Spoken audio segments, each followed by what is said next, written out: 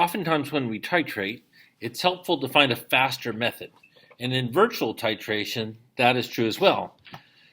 You could add drop by drop by drop, but when each drop is 0.02 milliliters, it's really going to take you a while to get to the end point. I'm going to show you a technique called running out of titration.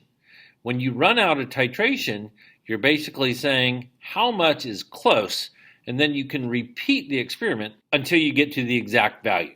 So I'm going to start by adding 20 milliliters. 20 milliliters is not enough. Let's go 30 milliliters. 30 milliliters is too much.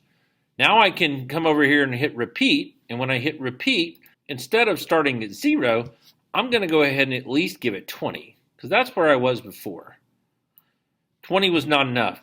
30 was too much, so let's aim for 25.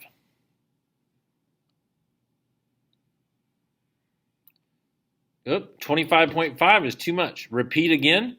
This time let's aim for 23.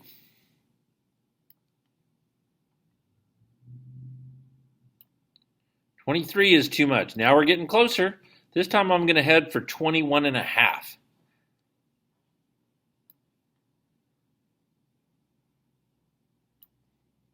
$21 and a half is too much. Let me repeat this one last time. I'm going to head for just 20.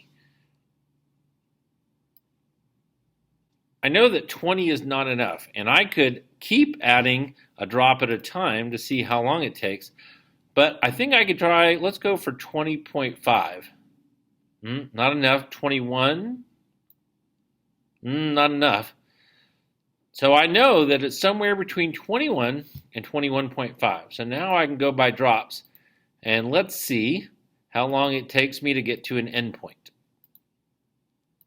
That was a whole lot faster than hitting this dropwise button 7 million times. Hopefully this will make your titrations faster and more enjoyable and less frustrating.